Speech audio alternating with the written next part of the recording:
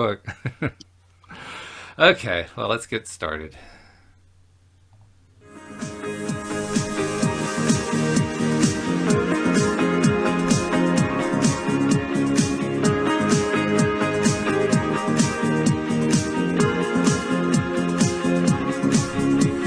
Welcome to LOA Today. I'm Walt here with Linda Armstrong on Friday, October the 4th, 2019. It is 4 p.m. New York time, 1 p.m. Los Angeles, 9 p.m. in London, 5 a.m. in Tokyo, and 6 a.m. in Sydney, Australia.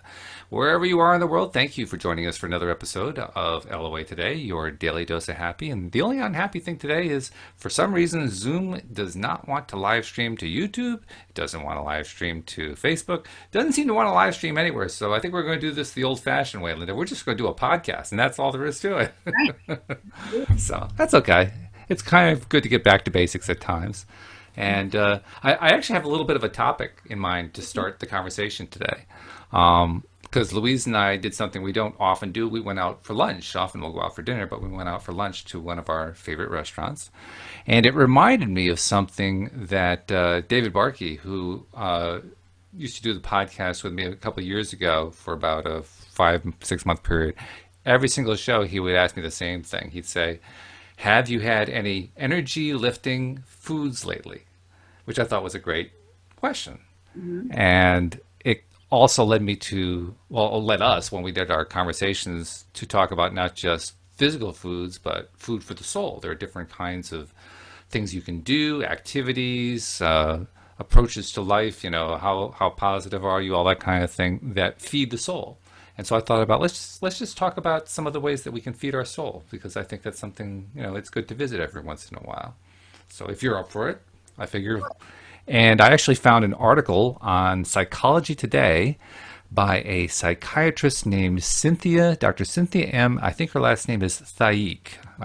Forgive me if I'm not pronouncing your name, doctor, but if I'm not pronouncing it correctly. But she's actually, I'm sorry, she's not a psychiatrist. She's a cardiologist. Mm-hmm. And she says she's often asked about what kinds of foods are healthy or unhealthy for the heart. Well, she decided to write an article about what she's calling healthy and unhealthy foods, but the foods are not actual foods. They're activities you can do that are either healthy for your heart or unhealthy for your heart. And the first one is what grabbed my attention and made me kind of put this topic together, because she said it's not only healthy for your heart, it's stuff that's healthy foods for your soul. And the first one is gratitude. She says gratitude, she describes it as an expression of thankful appreciation for the benefits that one has received or will receive. And then she quotes Wallace Wattles, who of course was the inspiration for the movie The Secret. In his 1910 book, The Science of Getting Rich, he wrote, "The grateful mind is constantly fixed upon the best, and therefore it tends to become the best. It takes the form or character of the best and will receive the best. Faith is born of gratitude. The grateful mind continually expects good things, and expectation becomes faith." So she says, nourish yourself with gratitude by stating 5 things you are grateful for each day before you rise out of bed. And when I read that, it reminded me not so much of something I do when I wake up. I have a little bit different routine when I wake up, but it's something Louisa and I have done for many years now. We'll end a day not so much focusing on gratitude, but focusing on what do we appreciate about what went well during the day, which is kind of the same thing, but it's a way of kind of, rehashing what happened during the day and kind of remembering it. Because we do have a tendency to go through days and forget, okay, we had a really good thing happen, then we just kind of skip past it. And then we had another good thing that happened and we skip past it. And then we spend the next 3 hours focusing on one thing that went wrong. Whereas when we flip the behavior pattern around, we start seeing it differently. I think some of that too is because when we can allow ourselves to stay in present time, well, you can find everything to be grateful for, because right here, right now, there's nothing going wrong. Yes, right. Right? But when something's going wrong, say throughout your day, and you start to fixate on it, you're not in present time. Now you're fixating on something that went wrong 3 hours ago. True. Right? Yeah. So not only you're not in present time, so you can't see the beauty of what actually is good. You're too stuck in those and attaching all that energy to this other event. Mm-hmm. Yeah. Now, it can be tricky because something happens and you're like, I can't believe that happened and this and that and whatever. That's like, I think, a new thing that people are starting to realize is we just can't let ourselves be stuck in those things. Now, okay, if it's something that has to be taken care of, like I cut myself and I get stitches and now I have to go home and I have to ice it or whatever it is, right? Sure. You have to take care of it. You're going to keep your focus on it. But if it's that some guy cut me off on the road on my way in and I almost got in an accident, and that you're carrying that with you the whole rest of the day, Right. really, you're stuck in some past story that didn't serve you at all in the first place. You're stuck in traffic is what you really are. You're stuck in traffic that you left an hour ago. Right. So why do we want to bring that with us here? Now, those aren't great examples, but I'm sure everybody can think of things where, I know I've done it in the past, where I fixated on something somebody said or some argument. And because you don't let it go, it becomes bigger and bigger. Like the story becomes so big that some of the things in your story never actually really happened. Yeah, right? They're just kind of triggered by that. Yep. So, but again, that's because you're not in the present moment. Whereas in the present moment, you can always find stuff to be grateful for. Yeah, which is like what she's saying, or what you're saying that you might be doing in the morning. You wake up, okay, nothing's gone on yet for the day. It's a fresh, brand new day. Yeah. You can just sit in gratitude and not hold on to a story from yesterday. Then we can feel and allow that energy to come in, which is a great way to set up the rest of the day, right? That's food for the soul. That's Absolutely. Something that will carry you further in a better way, in a higher vibration, than if we're still playing an old story in our head. No doubt. People do that in their life. They can't let go of that guy who cheated on me 25 years ago. Yeah. I mean, really, come on. Let it go.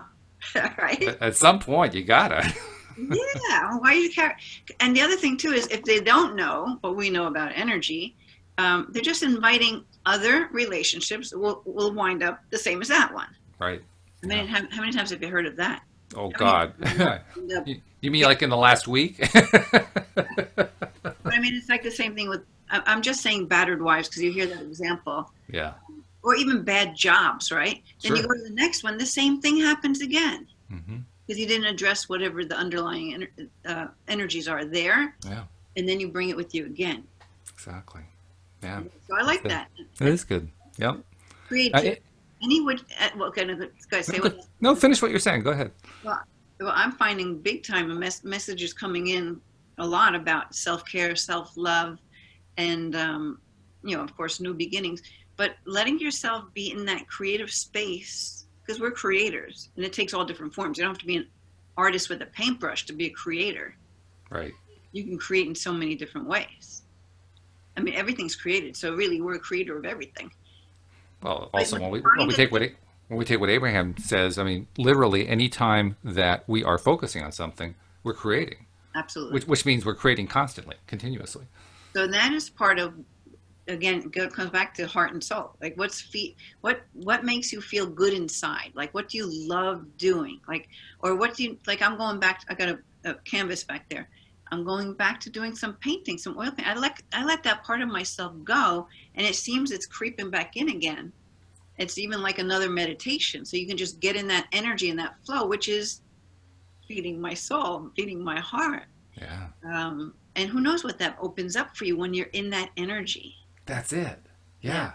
Because the moment that you make that kind of a shift in the way you're thinking and feeling, stuff is going to happen. Well, I mean, we can't predict what it's going to be because it's going to be different for every person. But stuff's going to happen, and it's going to be better than what you had a moment ago. But you know what? I want to address something because, especially in this world that we talk about with law of attraction, energy, and healing, and spirit, and all of that stuff I talk about, you still are going to have times that are tough, right?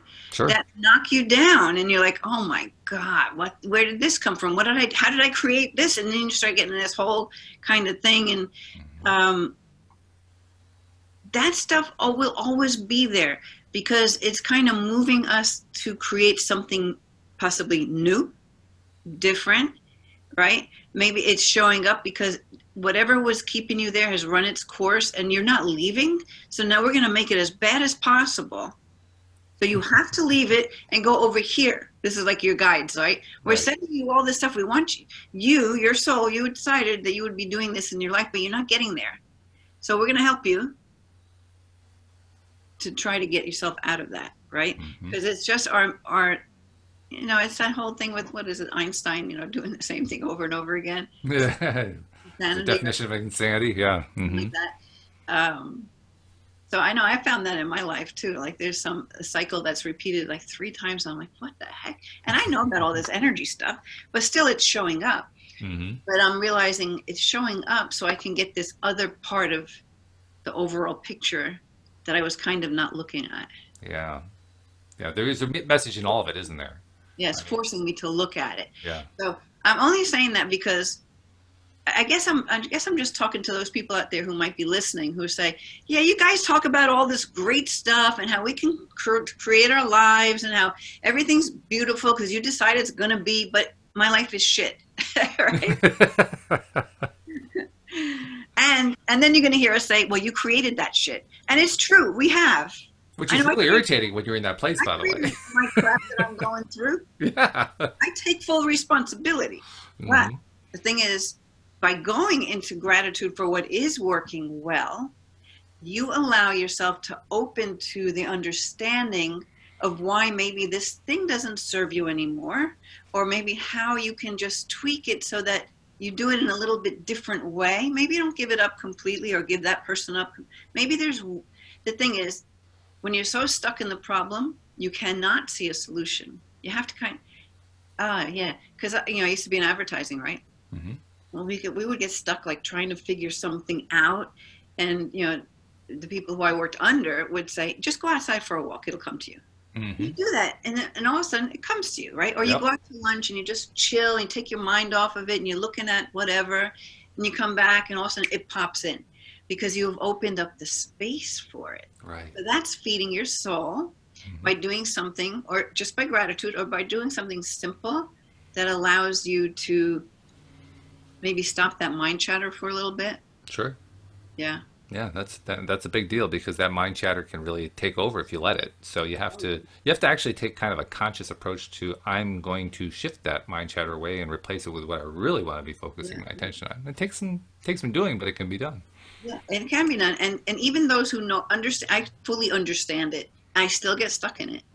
And so Oh I'm yeah. still having to learn that. But for me, it's a little bit different now. For me, it's like my ego is trying its best to keep its control over me. Hmm. But my spirit is becoming so strong that it can't. Hmm. It does, but maybe for only 2 hours instead of running through the whole day or the whole week or a couple of days, whatever. It used to be I just find that I can get through it much quicker because I have a fuller understanding of it and I can feel it when it starts happening. I'm like, wait a minute. Do I really think that thought I just had? Like, okay, good try. I see you. Okay, you want me to be fearful? I feel fear. Okay, I feel it. But you know what? I'm not going to live there.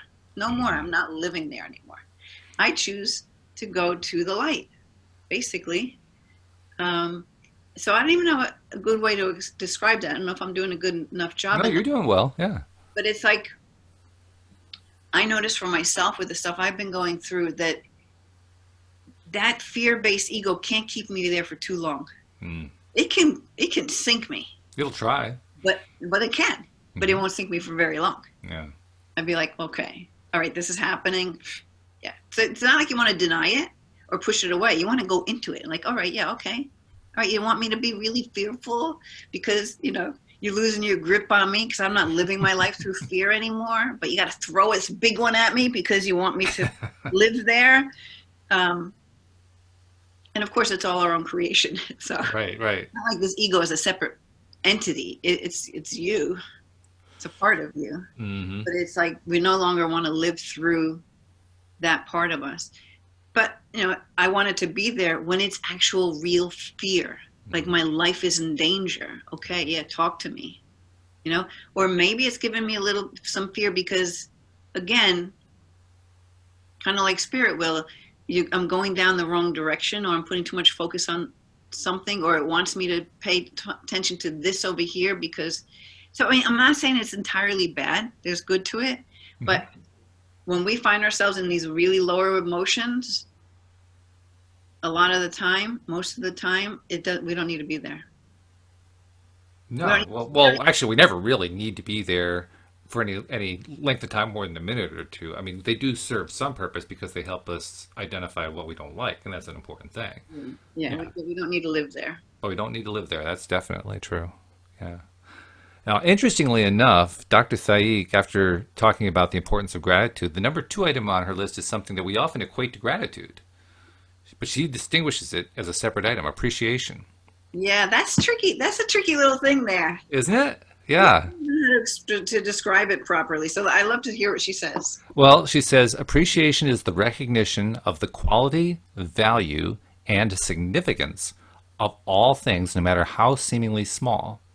It is noticing the gentle breeze, the faint smile, the fragrant scent, the sharp, pungent taste, the silence, and recognizing the full value of each moment of life and all that life has to offer. She says, nourish yourself with appreciation by being present in the moment, appreciating all your senses, and allowing nature and your surroundings to fill your very being. That's an interesting way to distinguish it from gratitude. Yeah, they're very close. Like to me, they're like neck and neck. I don't know how. Mm-hmm. I don't. Yeah, I don't even know how to describe, because it's not like you can only have gratitude for things you have actually created. Mm-hmm. Like I appreciate the trees. I am also grateful for the trees. Right? Right? Sure. Yeah. Yeah. Yeah, they're very parallel and very, very similar. And I can't say, I mean, I like the definition that she gives to kind of, not so much a definition, but the way she distinguishes one from the other. She treats the gratitude more as a deliberate act you do within yourself, whereas the appreciation is more of an outreach to what's going on around you in the moment. So, that's a reasonable distinction. It's a reasonable way to look at it, I think. Now, number 3 on the list it's probably everybody's favorite go-to. It's love. She says, love is an intense emotional feeling, a core human need that takes many forms. Self-love is equally important as love of others. I'd even go so far as to say it precedes it. It is human nature to take good care of the things we love. We treasure them as valued possessions, and to truly love others, however, we must love ourselves first.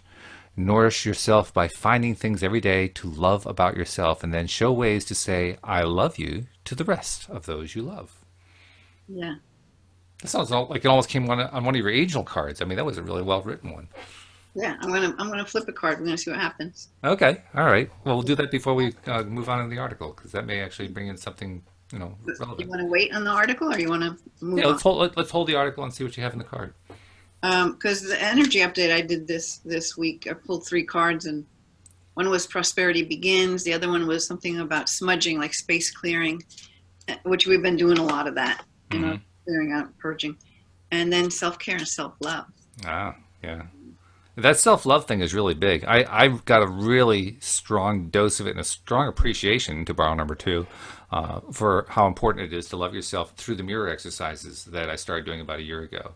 And I kind of, I did them for pretty solidly for a year, kind of let off on them a little bit lately, but every once in a while now I'll go back to them to do it for a day or two, just as kind of like a booster shot, kind of a reinforcement for what I did before, because boy, during the time I was doing that, Louise and I were kind of indirectly talking about this during lunch. My self-confidence has really grown over the last few years. I'd say particularly over the last year, but over the last few years it's grown tremendously.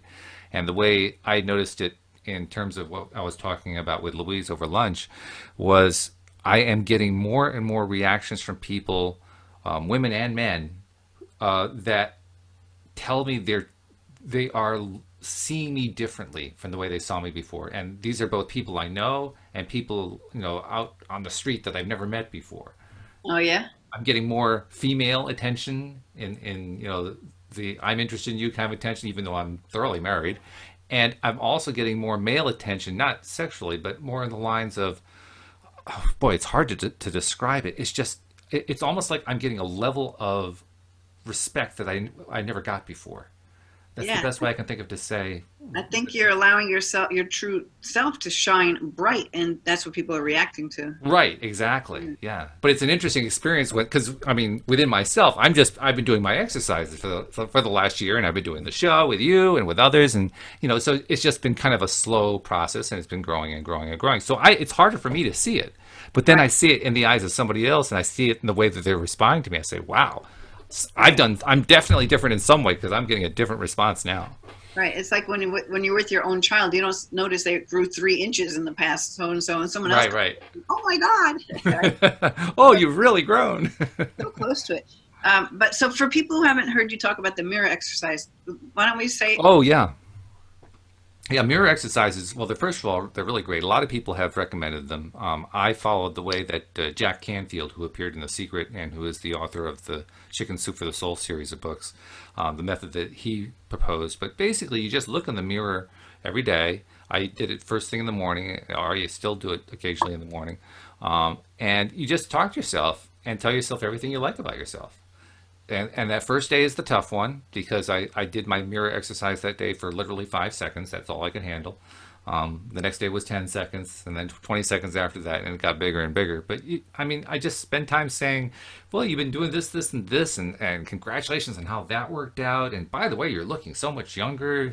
What is it? You're getting more sleep, but you're looking great. I'm really proud of what you've been doing. And you're saying this as you're looking yourself in the eyes, you Yeah. know?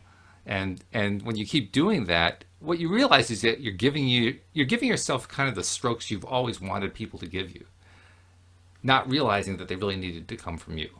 Right. Yeah. Yeah. Right? Nurturing yourself. That's what Yeah. it's all about. Yeah. It's a lot of what everything is about right now. Coming back to our truth, right? Going within, Hmm. not giving all our power out there, or how people say things should be done. Right. Why should they be done in any which way? Be done in your own way. It's funny because I was listening to on Audible Conversations with God. I just started listening to it. Oh, I Neil just have- Donald Walsh. Yeah, I had it. I just haven't listened to it. My husband's read it, listened to it. He's like all 3 books, and I'm just in the beginning of it. But when God was saying the same kind of stuff, like there's who's to say how it is, right? You're all part of the all that is. Because he was talking about how, like, I think Neil Donald Walsh says, yeah, but what about the Bible? The Bible says this, and he goes, well, I didn't write the Bible or something like that. He's like, that's just an interpretation, right? Yes. Yeah. But you see that. You see teenagers, they give their power away because they think this one's cool, so I can't act like me. I got to act like them, Right. right? Sure. Well, we all did that too. Yeah. Or young mothers, although we can be rebellious when our mothers tell us how it's to be done, but we might also think they know better because they've done it already, right? But who's to say your way isn't even a better way, Exactly. Yeah. And that's a message I got early on from my guides. There's no right way. There's no right way. Find your own way and keep it simple. Those are 2 great messages right there. I've been living off of those. Yeah. Yeah, those are 2 great ones. So this is odd because I got this card, Disruption. Okay. So I have no clue what this is going to tell us. Not exactly what I would have predicted, but there's a message in here somewhere that matches up with what we've been talking about. So it'll be interesting to see what it's going to be. It's like that word again. So we have all these different interpretations. Maybe it's a disruption to the negative self-talk. I don't know. Maybe. Who knows? We'll see. But that word just off the bat, we're like disruption. Okay. So it says a sudden, usually unforeseen disruption of major change or major change that is happening or about to take place. Okay. That's happening with me. Okay. All right. There's major changes, but it wasn't like totally sudden, but anyway. Even if it appears to be a negative experience, it can lead to enlightenment or a total shift in your lifestyle. In traditional tarot meanings, this card represents the falling tower that eventually crumbles due to its weak foundation. Whichever part of your life, make sure I'm on the right page, that you focus on, this is an opportunity to rebuild with a solid, positive structure to make your situation even stronger. I mean, that could even go to the mirror talking right now. Absolutely. Oh, yeah. There are times when the most difficult situations arise in your life. If you choose to, they can act as a catalyst to heal other areas. They're beneficial. This is great because we were talking about how those bad things are actually leading you somewhere good, right? Mm-hmm. They're beneficial because they are truly your greatest teachers. Learn from past mistakes, accept them, and integrate them into your life as a stepping stone. To be forewarned is to be forearmed. This disruption card is a reminder that negative thinking, limiting beliefs, ignoring problematic solutions, and risky or careless lifestyles must be addressed so that positive changes can take place. Life has a habit of moving you forward whether you're ready or not.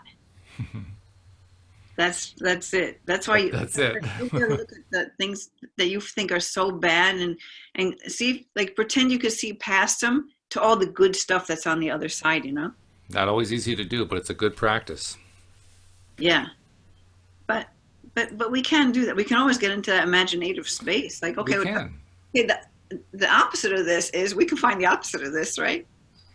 Okay, so it says transformation of the body, mind, and soul can happen if you view this dramatic time or change as an opportunity for growth. In the future, you will look back and be thankful for this opportunity. And that's so true. Mm-hmm.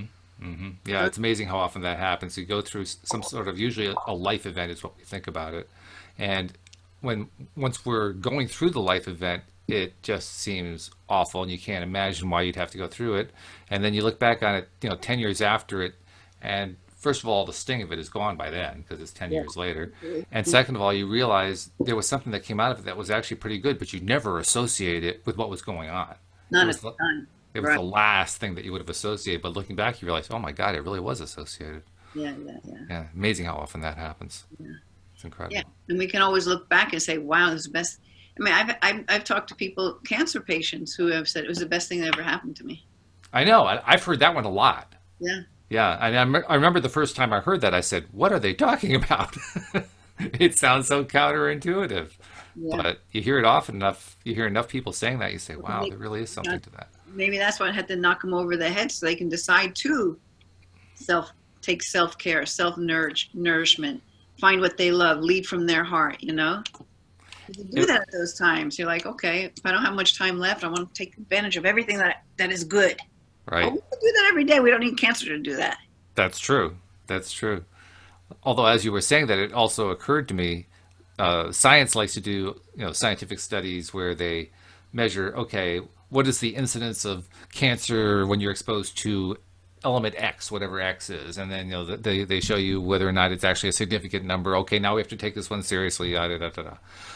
They never ever, that I've ever seen, at least not outside of what I'll call psychology circles, they never ever look at what people who did go through a dread disease ended up with something beneficial at the end. Yeah, That's not something that science ever looks at. It's not part of the way yeah, scientists are wired to think. But right. wouldn't it be interesting if there were studies along Yeah, that line? maybe there are. We just don't know about what we're tapping into. You're tapping into it right now. Well, possibly. I mean, I would imagine probably within the field of psychology, you could probably find studies like that. Yeah.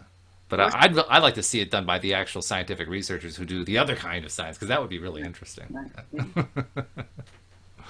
So, interesting card. Yeah. And, as you pulled that card and we were talking about, well, disruption. Wow, I wonder what that's all about because it didn't seem to fit. Isn't it interesting that the conclusion we talked about was how you're in the middle of a disruption and later on you realize, oh my God, there was something really big in there for me. Right. Yeah, pretty cool. So anyway, going back to the article by Dr. Thaik, she mentioned that love is the third most important emotion, that we must love ourselves and make that our first priority before we can love others. That was the most recent point that she made. The fourth point that she made was the value of laughter as food for the soul. And that's always one of my favorite ones. Alex King and I, every time we do a show together, it's just one joke after another. It's just one funny line after another because we just want to laugh. Yeah. And as Dr. Thaik says in her article, laughter relaxes muscles and it releases tension. It causes physiological changes that have been compared to a mild workout. Wow. It increases blood flow and improves sleep. making it easier for your physical body to restore itself. So nourish yourself by finding reasons for laughter in even the most insignificant occasion. And don't be afraid to get silly because it's good for your soul. Yeah, absolutely. I agree with that totally. Yeah. In fact, Especially, what's that? I remember, I can't remember where or what, but reading articles of people who have like cured themselves of major disease by True. watching nonstop funny movies. Lots of people have done that. Yeah. Yeah, it's amazing how many people have done that. Absolutely true. And I love the part that she emphasizes, even if it's on the most insignificant occasion. That's how Alex and I do a show where we're laughing every 3 minutes, because we pick on the most insignificant thing in the conversation to turn into something funny that we can laugh at. Hmm. And when you can do an entire show that way, you realize, wow, there's a lot of opportunities. There are a lot of opportunities to laugh every single day, every single hour, if we just look for them. Yeah. Yeah, it's really cool. Are In there fact, more? Or is that it for? there's a fifth one, actually. The Mhm. fifth one is joy. Oh, of course. Now, she says joy means You know, finding something. What's she's that? everything on the top of the emotional scale. Oh, absolutely. Yeah. That's part of what caught my attention when I read this thing. But she says joy means finding something worth celebrating in everything you do. Very much related to what she said about laughter. It is goal-oriented and positive. You may have prepared a particularly satisfying and delicious meal for your family. Your child may have shared a lovely, poignant drawing. Or you may have simply looked out the window and been inspired by a beautiful sunset. Nourish yourself by finding something joyful to celebrate out of your day before you go to bed each night. Yeah. And then she, It touches in on the gratitude and appreciation again, you know. now what's really interesting here is that I won't do the rest of the article, but the rest of the article is about unhealthy foods for the soul. Oh, really? And I won't go into any of the details. I'll just list them. Self-doubt, judgment, stress, fear and insecurity, anger and hatred. Those are her list of things that do not feed the soul. Especially fear. Oh yeah.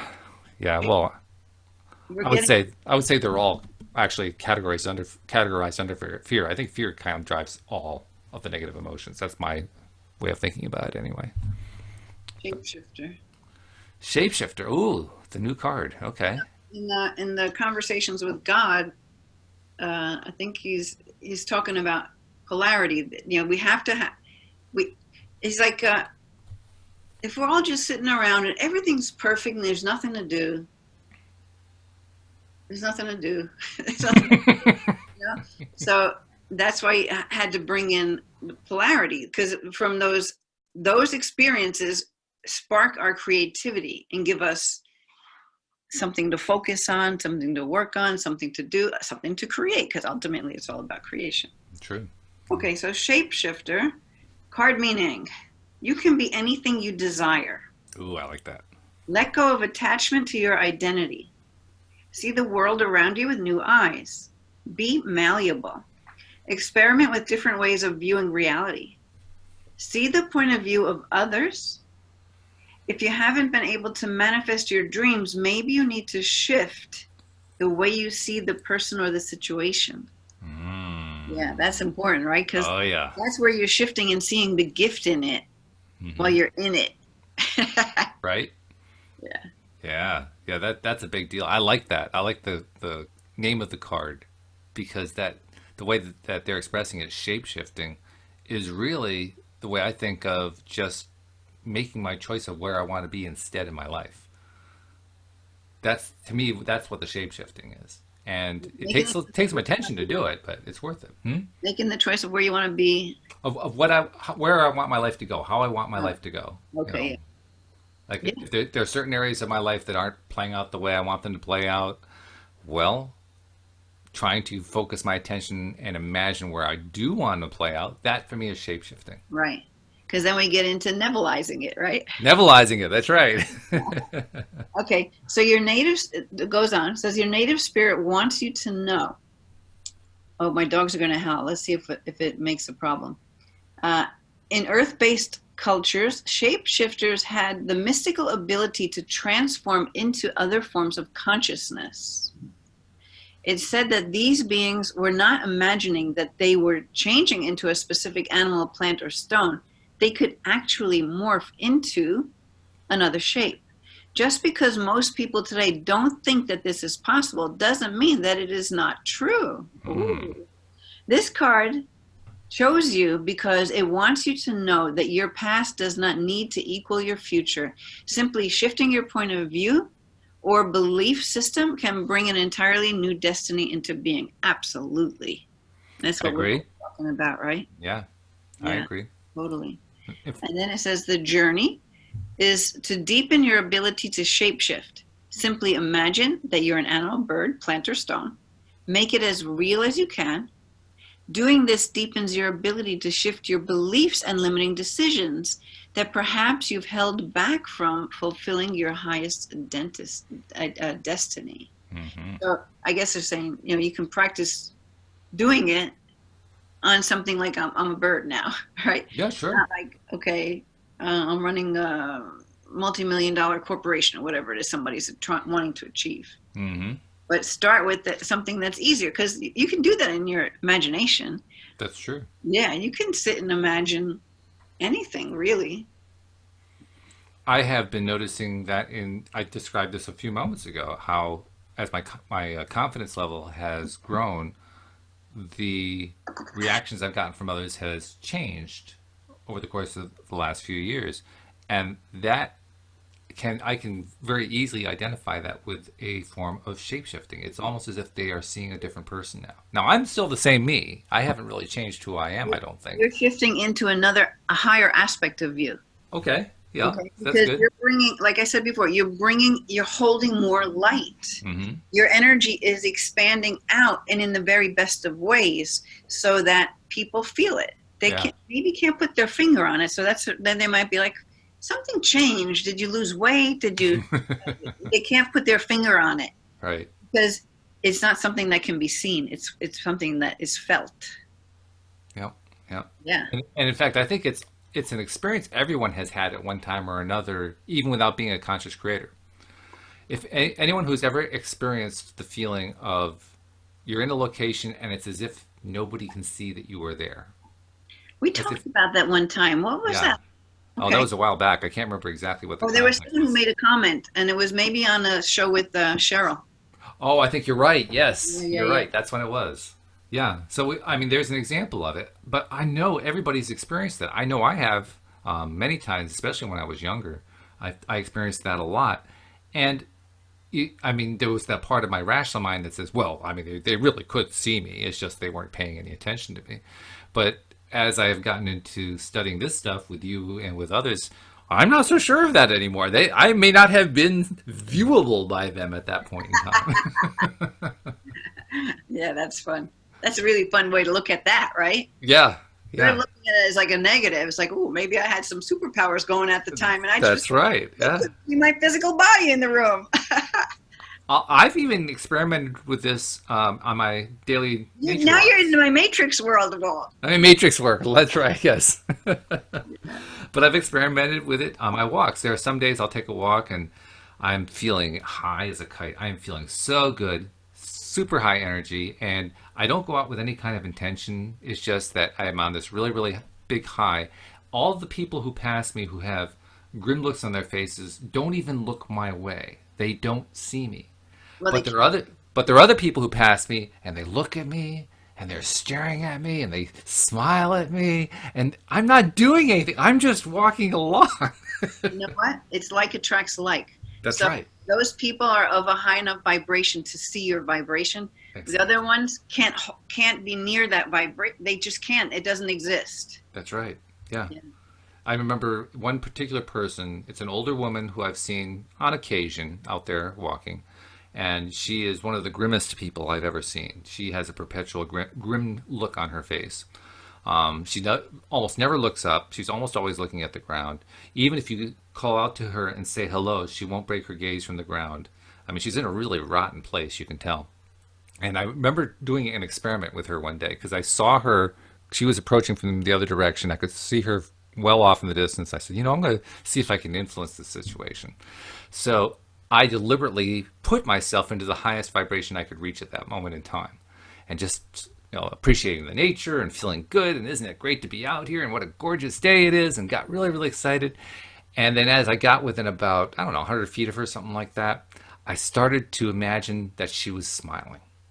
And she had not just smiling, it was a big grin. I mean, she was just feeling so good, and which took some doing, by the way, because I'd never seen her in that, actual pose. I had to create that pose in my mind, but I did.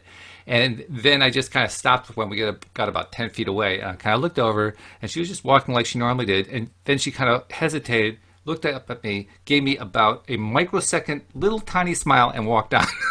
That just shows you. It just shows you can influence others, and you are holding that container, because that's what we do as coaches. We hold a container, like the space, for you to step into what it is you want to be. Right, especially with healers, and we clear out the stuff that's preventing you from being in that container. But you chose to only see her a certain way, and you held that space for her. You made it available to her.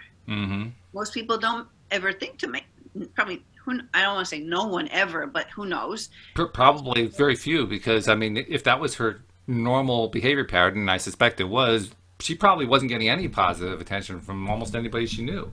Yeah. So that's really cool, because you can see then how you influenced the energy, and she was enough of a willing participant to allow that to happen. Just a little bit, but she did allow some of it. Yeah. Yeah. That is very cool. I love the fact that, I mean, all I did, like you said, is I held that space. I didn't think of it as holding a space. I just thought of it as holding her in a positive place. But yeah, it's basically the same thing. Space, and she reacted. Rocks for her to step into. Yeah, yeah. But the part that blew me away is the one time I actually tried that, she took advantage of it.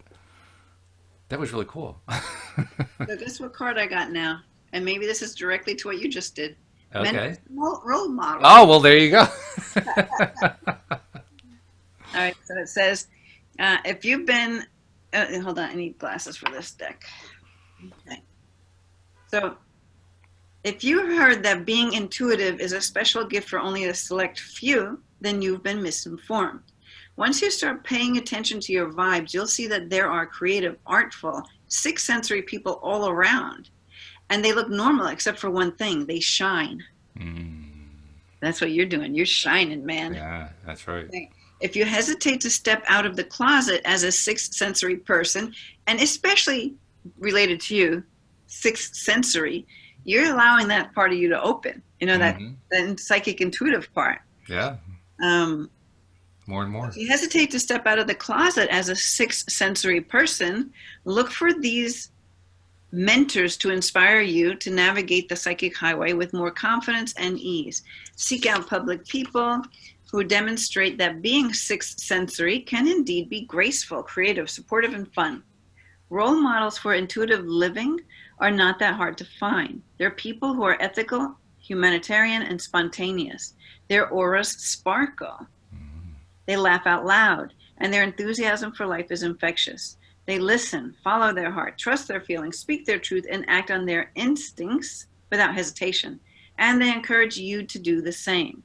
Ask them what their secret is, and inevitably, I can't even say it, they will say, I trust my vibes. So you were playing with vibes. Yeah, oh, definitely. Sparkling. It's like, if she didn't know it, but guess what? I bet her soul knew it. Probably. Yeah. And that could have, even though it seems like a little thing, that really could have given her so much that you'll never even know. I wouldn't doubt that. I would actually believe that, because when I look at myself and my own development, very often the improvements that I've made over time, or even sometimes steps backward, are really small. They're really, really small steps. But when I look, say 5-10 years later at what I went through and what those steps were, they added up to something pretty big. So the smallest steps can lead to really big stuff pretty quickly. They don't have to take all that long. Yeah. In fact, they usually don't. It's that whole thing of cracking the egg open. Yeah. I actually first heard that way of saying it from Christy Whitman, who has the Quantum Success Law of Attraction Coaching Academy. Right. She put it that way, and that clicked with me. I'm like, oh, absolutely. It is, because you can't put it back together. No.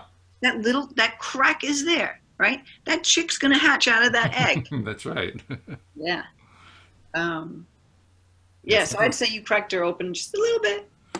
well, or more precisely, I encouraged her to crack herself open a little bit, You and know she what? did. That would be fun, Walt, to keep doing that. What's interesting about that, Linda, is from the day that I did that, I haven't seen her again. Oh, you So freaked her out. I freaked her out, yeah. So I'll keep that in mind. In fact, the next time I see her, oh no, that's not true. I did see her one time.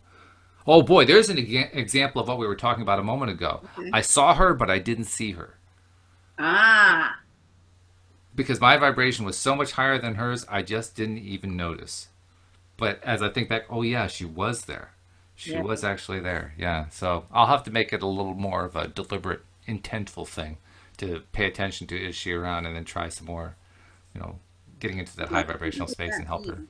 Like, you don't know what that means. That doesn't necessarily mean, I mean, of course, it looks like, well, you got to see what you feel, but it could just be that she is a truly loving person, but she doesn't know how to act. And, she has some quirky things that keep her from interacting.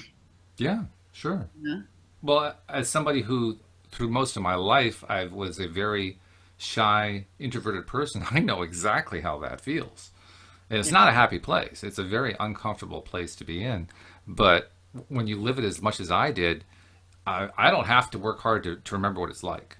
It's kind of ingrained in the back of my mind. So I know what she feels like in that place. And it Yeah. doesn't feel good, and you want to get out. So, I mean, that's why I kind of go back to what you said a moment ago. That may have been a big deal for her that day to have Right. that one little breakthrough. And with that understanding and that empathy you have for that, I would say if you have the opportunity to do it again, why not? Oh, I'm going to. She doesn't have to lift her head, but she'll still be getting that energy. Good point. Yeah, I don't even have to see a result come out of it, although I think I probably will. Yeah. But you're right. That there doesn't have to be an actual visible result to justify having done it. There's Right. something good about it. I mean, you're the one who points out to me no positive energy you point out there goes wasted. No. Yeah, it'll bounce off. If she can't hold it, it'll bounce off and go to the next person that can. Mm-hmm. Yeah. Mm-hmm. Yeah. But you probably cracked her open a bit there, and so why not? I'm hopeful for her. I'm hopeful that she'll find a way to kind of break free of the ties that she bound herself with. Because I mean, we bind ourselves with those ties. It's not somebody else who did Yeah. it to us. Nobody does anything to us. Yeah. There's got to be some sort of, and that gets back into the planning before you come here, soul planning. Nobody does anything to us that we don't allow to happen in some way, shape, or form. Even when we don't understand, why the heck would I be allowing this shit to happen? Yeah. Mm-hmm. Yeah. Mm-hmm. I suspect that for many people, that's one of the toughest things to learn, but one of the greatest things to learn in life. Yeah. Because as far as the words go, it's like, oh, that's a bunch of bullshit. But you have to kind of experience it or see it in a few places to be like, or to run across someone who went through something so bad that then says, it's the best thing that ever happened to me. Then you're like, oh, really? Ah. I mean, that's a real live person right there who just told me that and I know what they went through. If you did, then it gives it more clout. So that when you say those, like I can say those words and truly trust it and believe it, but somebody else might hear those words and say, oh, that's a bunch of bullshit. Mm-hmm. Yeah, Right? I totally identify with that because, let's see, it was last week I celebrated my 7th anniversary doing the podcast. It was also my wife's and my 20th wedding anniversary. Yay! Yay! Thank you. But it was also among the people who have been my co-hosts over the years, the one who's been with me the longest, even though right now he's kind of in a limbo land because he's trying to adjust his schedule. But that's Joel Elson. He was actually the 12th show that I did of all time, and then later on he came on to be a co-host and has been co-hosting with me on and off now for about 4 or 5 years. And in that time, I learned a ton along the exact lines that you're describing right now because he told me his story, and his story was horrific. I mean, it was a really awful story. He has been homeless. He has been imprisoned for theft. He has dealt with all these horrible things that were going on. He was addicted to gambling. I mean, just one bad thing after another. And yet, he considers all of those events not things that he wants to go through again, but to Yeah. be the best things that ever happened to him. In fact, he has on, I don't know, a dozen different occasions related to me the story of what it was like the day he was thrown into prison, Yeah. and how it was the best thing that ever happened, because when they slammed the door closed and he realized he couldn't go anywhere, he was stuck, and all of the stuff that he had been fearing all this time that was going to happen had finally happened. It wasn't as bad as he thought it was. Yeah. And the whole thing started to change in his mind. Yeah. Yeah. And so today he looks back on it as that's where my life started to take off. Yeah. Yeah. And Totally. you hear that story, especially when you're doing a podcast. I mean, this is my co-host telling me this story as part of the podcast. It really sinks in. So I know exactly what you're talking about. Not just with Joel, with others, but Joel's the one that kind of jumps to my mind because his story is just so starkly, obviously painful to have gone through. You know, and what popped in my mind is something very simple part of that bigness that you just described. Mm-hmm. With my karate career, you know, the first time I got punched in the face, and actually got from the side of my face. So it put me on one knee for a second, and then got back up. You know what? I was like, oh, that's what getting the face feels like? Oh, that's nothing. I no big deal. I'm not afraid of that. I totally took fear out of getting hit in the face out of me. Wow. Because I experienced it. Mm-hmm. And then I knew it's not as horrible as I thought it might be. Mm-hmm. I got punched in the face. And I got punched in the face before. I remember one fight, I got hit in the referee didn't even see it. Got hit in the jaw, square on, like 4 times. She didn't good grief. penalties. The referee just wasn't seeing it. And you don't go, ref, she punched me in the face. Like, you can't do that, right? Yeah. I couldn't eat for a week. Oh, God. Ugh. I think I might have won that fight. I don't remember. I probably did, because otherwise I would have been more pissed that he didn't see me 4 times. But yeah, it's like, all right. So I experienced that, and I was actually grateful for it, because it showed me that it's not something to fear. So I don't have to go into those matches. Say if you're looking at life, whatever the situation is, but in this is just a little match, like a little karate sparring match. There wasn't any fear about getting in the ring, about, getting hit. Because in my mind, that would be the worst thing, to get hit in the face, right? Mm-hmm. Okay. Plenty of body shots. But anyway. Well, what you're describing is what Joel calls awfulizing. We have an ability as human beings to take something that is not a pleasant situation and work it through our mind and work it and work it and work it until finally it is 100 times worse than the actual event. Oh, yeah. And then we're not done there, because once the event happens, then we play it over and over and over again, and we keep replaying it, and it gets worse. It's like the fish story that gets worse and worse. It's a bigger story. That's right. Yeah. It just keeps growing and growing and growing. It's the fish story that never stops growing. Yeah. And then if you went back to the actual incident, or even to that person, I'm like, well, I never even did that. Where did that come from? Yeah, right. Well, the ref didn't see it. No, I did it. Yes, you did. Yeah, awfulizing is something. Well, even there's something that I can find something good in, because to me, awfulizing demonstrates just how friggin' powerful we are. Yeah. I mean, we are able to take this relatively small, I won't say insignificant, but relatively minor event that caused it a moment of discomfort, perhaps pain, perhaps even severe pain, and turn it into something so much worse just by thinking on it and focusing on it. I mean, what better example do we need of how powerful we are than that? Right. So let's make the conscious choice to put the brakes on that and say, okay, I'm going to do this, but in reverse. I'm going to do that exactly how I want it to be, and better. Yes. Yeah. That's the trick. That's the skill. You know what I realized lately, because I'll listen to different books and different teachers and stuff like that, and it's like, oh my God, they're saying. I'm listening to a book. I don't know if you ever heard of it, Psycho-Cybernetics. Yeah, sure. Okay, and that was a plastic surgeon who wrote this book. Oh, was he? Oh, okay. And I think it was because he was seeing how changing the face didn't always, because they were like, whatever it was that they thought was abnormal about them that stopped them from living their life, when it was fixed, didn't always fix their life. Right. So that's where you got into this whole thing. And I think it was written, I don't know, in the 50s or something, a while ago. It was a while ago.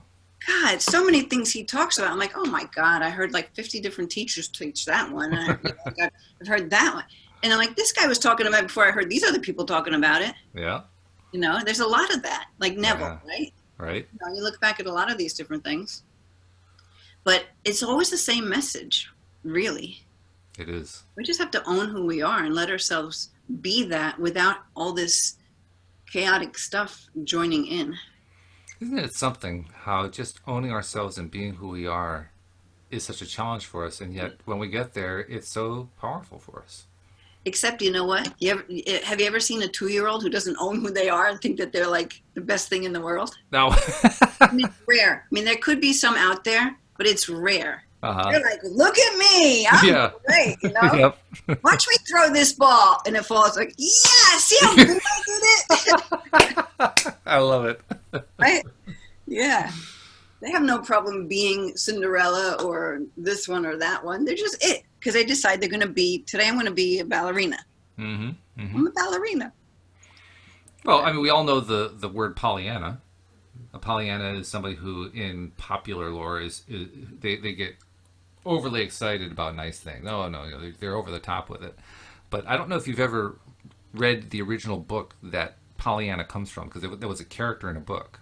Probably not. What is it? And it was actually, there were actually 2 books. One was called Pollyanna, and the second one was, it wasn't like the Further Adventures, but it was like the next. Okay. But the title implied that it was the next book in the series, and it was the story of a little girl who was an orphan, who was adopted by her aunt, who was a wealthy aunt in Boston, I think.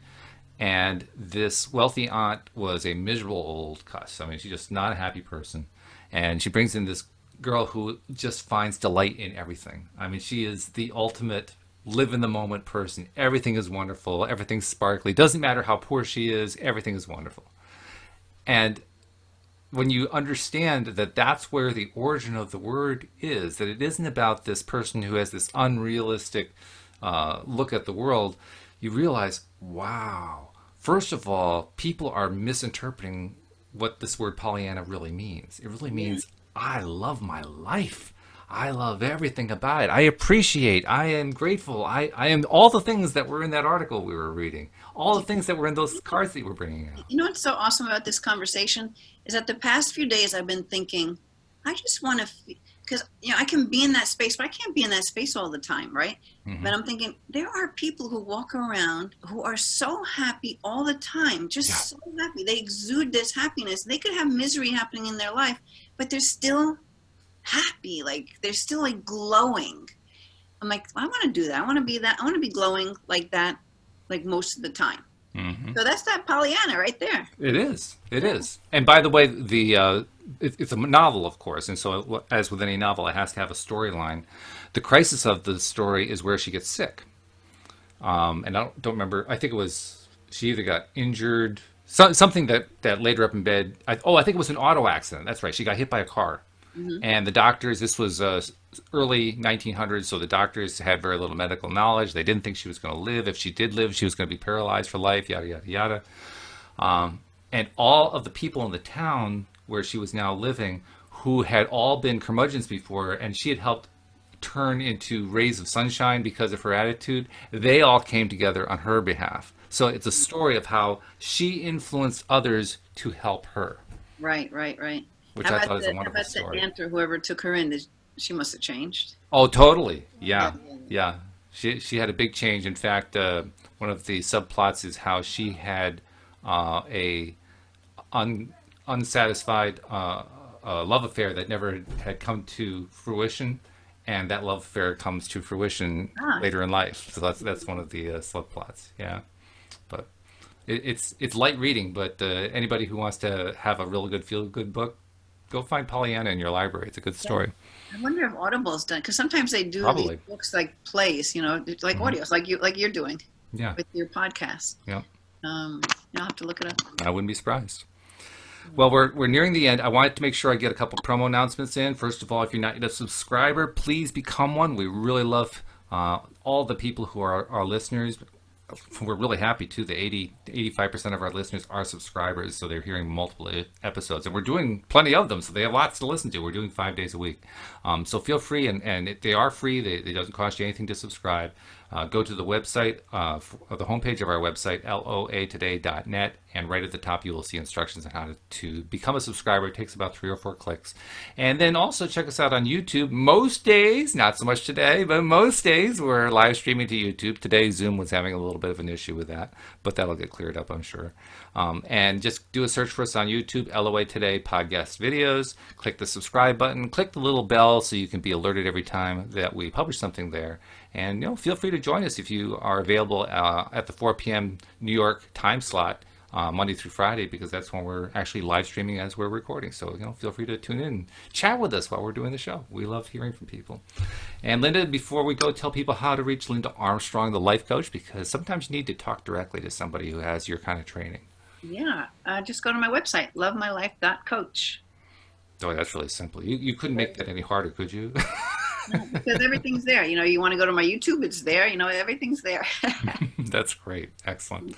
So, well, this has actually been a really nice conversation, different from what we've done in the last few shows, but I like this one. This was good. Yeah. So thank you for winging it. Winging it is always fun. Well, especially when you're talking about something that has so much positive feel to it, because that's what I liked about this one. This one has so much positive feel. So thank you very much. And thank you to our podcast listeners as well. We'll see you all next time here on LOA Today. Goodbye, everybody.